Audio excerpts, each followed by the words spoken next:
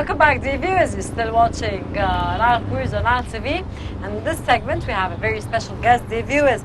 The state's efforts to shift towards a green and sustainable economy while working to reduce carbon emissions and increase reliance on renewable energy sources continues to pay off. Having now advanced 20 places at the Climate Change Performance Index 2022's climate policy category.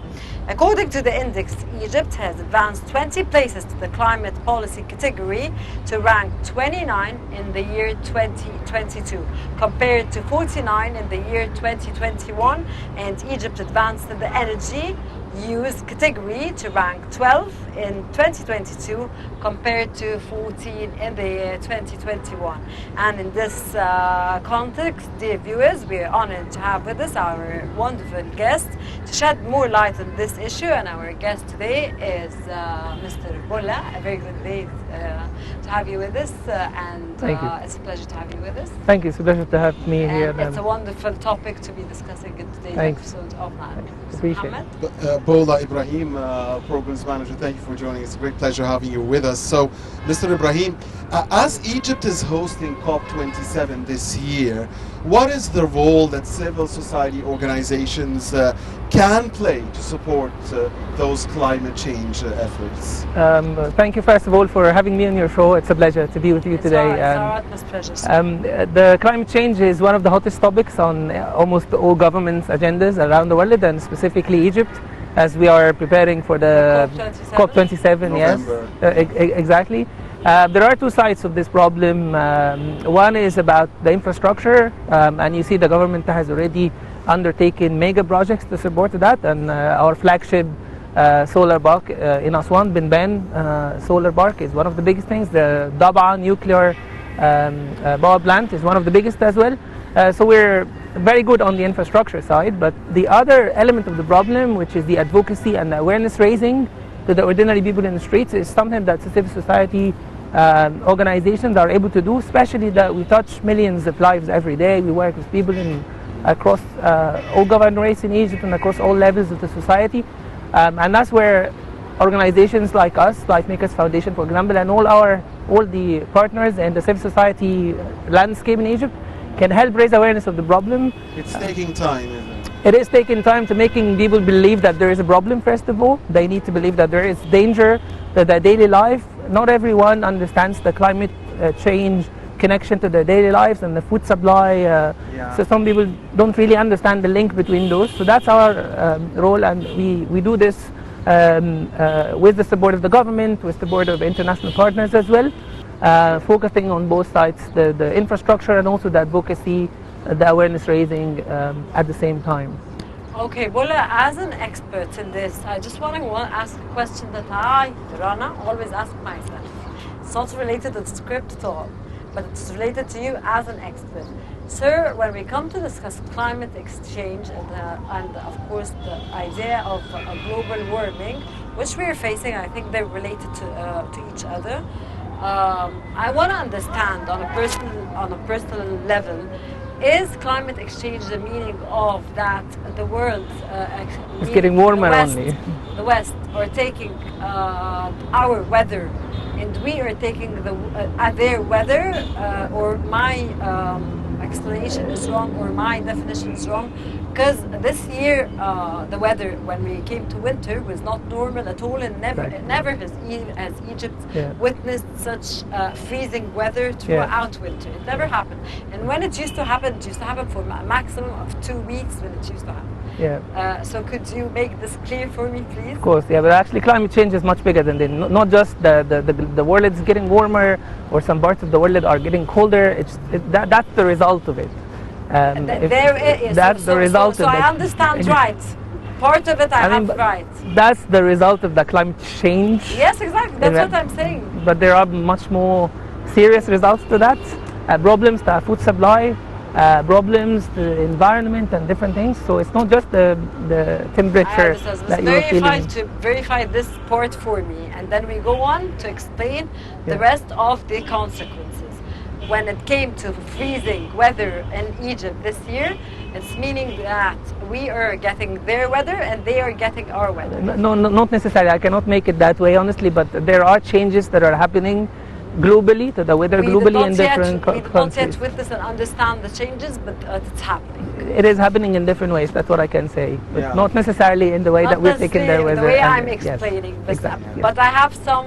Weather is getting more extreme, I guess. Yes, it is. Yes. But I get it near. Yes, of course. Yes. What are the other consequences, sir? The biggest consequence around climate change for our future is the food supply problem, because when the weather changes, problems occur for the food supply, and the type of plants and the type of vegetables, like for example, that you are able to we've been doing for hundreds of years here in Egypt will not be compatible with the weather, and in other countries their weather is going to change as well, and some plants and some vegetables are not going to be compatible with the weather, so there is going to be a disruption in the food supply, and that's I'm taking the food supply as one side of the problem, because this is something that touches people's lives every day, and that's something they can sense, if you see what I mean. But there are also other consequences. That's, I guess, Mr. Ibrahim, besides some glaciers that are drying up, and areas that may face drowning, and of course. So, sir, yes, Ron, go ahead. Plants like wheat and cotton and yes. What else are the plants that are getting affected by the weather? I mean, there are many of those that I cannot list right now, but the concept in itself is a danger, because if we're talking about a country that is able to have their food supplies from their own production, but there will be a chance for them to experience difficulties to accommodate the needs of their people. I mean, this is going to be very difficult, very threatening. And also the rise of the sea level, for example, is another thing. I mean, there are different sides of the issue. We're just noting on the temperature, but like I said, there are different sides of this problem. So what are the challenges here in Egypt that we face in terms of climate change? The more imminent challenges? I think the most eminent problem that we have here, again, like we said in the beginning, is people actually understanding the problem and believing that there is a problem, and also interacting with the solutions that the government is trying to introduce. So, and it starts with the people in the streets, with you at home. So the buy-in is a problem. When we say green economy, we mean an economy that will help fight change? When we say green economy, we mean projects that are environmentally carefully designed, and projects that mind the impact on the environment and so on. What are the advices, sir, that you give to the residents of Egypt, or to the people of Egypt, like we sitting at home or we in the streets, to help this and not to get worse? My best advice is for people is to read about the problem, try and understand what it is. It's very difficult reading here in Egypt. It's not that easy, and it's not that facilitated. Of course, yes, of course. But again, to make yourself aware, first of all, not just through reading, but through different media outlets, listening to a show like this talking about the problem. Reading is easy. You can read over the internet. You can read anywhere. I have 3 girls. Yes. It takes me a lifetime to please let them sit down and read them. They're international schools. I agree with you. But there are different forms of reading. Yeah, you're mentioning about the reading in books and magazines, or newspapers, the traditional reading. But now there is reading on the internet. They do read on the internet. But your girls read on the internet. There is one solution to this reading problem. The reading problem is a global issue. This is the literacy problem. Yeah. One solution that we're doing in one of our projects with support from the European Union, and also working closely with the government and the Ministry of Higher Education, is that we're trying to embed elements about the climate change in the curriculum in universities, so that university students get to know information about the climate change problem as part of their university courses. And this is something that we haven't been thinking of for the past years, and it's also new, not just in Egypt, but also in other countries. So one of our main projects, called Yoni Green, is a 13 million Egyptian Balance Project, funded by the European Union, and again is implemented with a lot of support from the government, is exactly doing this, is trying to support universities to embed in their curriculum information and knowledge to university students about the climate change problem and that danger and the threats and the risks around this. What about social media? I guess its role will be very important, because one message, one tweet, one, whatever would serve like Rana's girls, and just one, if you have one of your 200 or 300 friend circle tweeting something or talking about something like this, it's mammoth in reaching out. So doing everything we can, of course, on social media, at work, in universities, in the civil society, everywhere. So you at Life Makers Foundation, can you tell us more about your foundation and more about your efforts on the ground? So Life Makers Foundation has been operating in Egypt since 2011. We're a youth-led organization. We have the largest body of volunteers in Egypt, and probably in the region. We have over 10,000 active volunteers. Wonderful. Yeah, working with us on the ground, and we support different causes. For example, we supported a literacy promotion project a few years ago when we worked with 100,000 people to be literate. We work on reproductive health, we work on education, we work on different also economic empowerment and different things. Did you do something in the corona? We did a lot of work with the government during the coronavirus outbreak, using our body of volunteers again and our capacity to make difference on the ground by talking to people, by reaching out to them. But again, going back to the awareness problem that we talked about in the beginning, this is one of the things that we use to raise awareness about certain topics. And sorry, Rana, and when we say volunteers, like none of them gets paid at all? No, not at all. Not even symbolic sums? No, nothing at all. Those are people who believe in the cause of Life Makers, being able to change people's lives through talking to them, through doing efforts. They're not paid at all. That's all voluntary work. Not even their transportation? Not nothing. at all. Not at all. Great job. We commend your efforts. Great job. Thanks. Okay, of course Egypt has been nominated to host the next Climate Exchange Summit, as the gathering is supposed to be hosted in the African continent. How does this benefit Egypt and Africa? And of course we know that Minister of Foreign Affairs, Samah Shoukry, will be the head of the Climate Exchange Summit. It will be held, the COP27, that will be held in November here in Egypt. And this is going to be a turning point in the world of climate exchange, of course. So could you tell us, please, sir? I think one big benefit out of us being able to organize a global event like this is to get on the spotlight on the global stage. It's a chance for us to showcase our work, the work that we've been doing.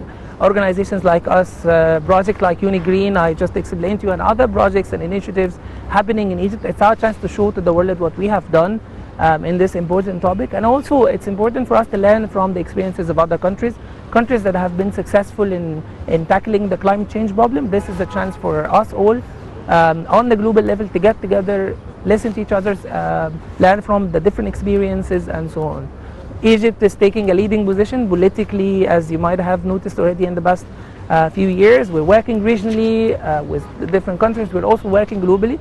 So it's great that we get on the global stage and we organize an important global event like that here in Egypt. Indeed. Are you going to be part of it, Bola? We are going to be working with the Ministry of Social Solidarity, who are going to be part of this, and we're still scoping for our contribution to this important event. Thank you very much. Thanks. Are you getting enough support from the media to help get your efforts to bear fruit? The media?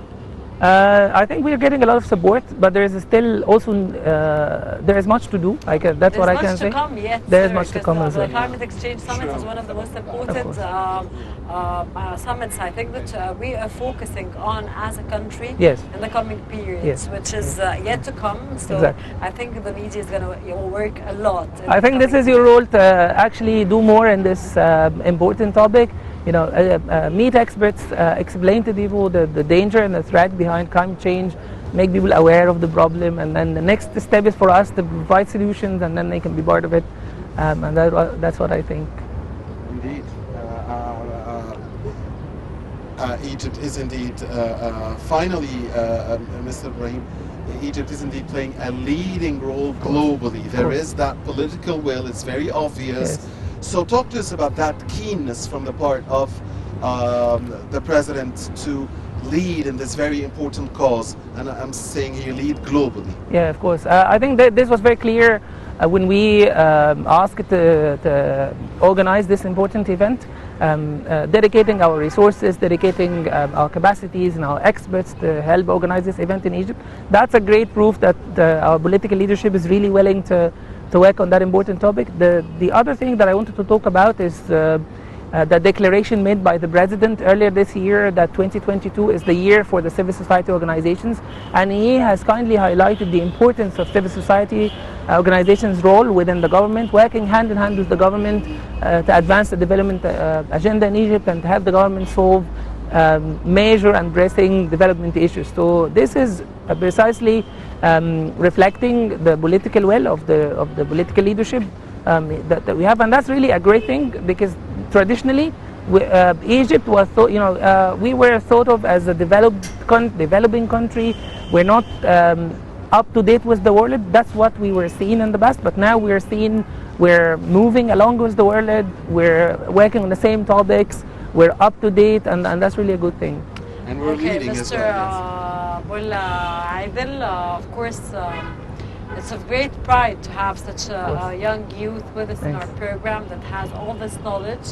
Thank you very much for joining us. Thanks. Thank you very much for your informative knowledge. Thank you, of course, for telling us more about climate exchange Thank you and very much. understanding the importance of what's going on and understanding the pros and the cons of the climate exchange and the global warming Thank you very that's taking much. place. And we hope we can work on harder and harder. Thank you very and, much. reach the level and optimum level that we need to reach to. We thank you very much for joining. Thank you very much. Thank you. Bola Ibrahim, Programs Manager, Life Makers Foundation. Great pleasure having you with us. We commend your efforts. Thank you very much. Thank you. It's my pleasure. Well, dear viewers, stay tuned. We'll be back.